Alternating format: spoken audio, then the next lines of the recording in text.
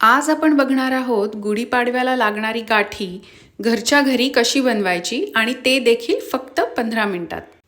यासाठी आपण इथे 1 कप साखर घेतली आहे, पाव कप पाणी आणि याचा आता आपण एकदम घट्ट असा पाक तयार करून घेणार आहोत. साधारण एक 5 मिनिटांनी भांड्यामध्ये साईडला परत अशी साखर तयार होताना दिसतीये, म्हणजे आपला पाक आता होत आलाय. आपण चेक करूया की आपला पाक तयार झालाय का. याच्यासाठी आपण एका ताटलीवर एक थेंब घालून घेतलाय. याचे ओघळ येत नाही आहेत, म्हणजे आपला पाक आता रेडी आहे.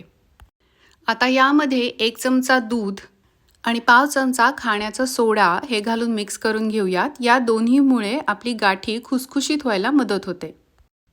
एका स्टीलच्या ताटलीला थोडंसं आपण तेल लावून घेऊयात आणि आता साखरेच्या पाकात मी अगदी थोडासा खाण्याचा रंग घालतीये.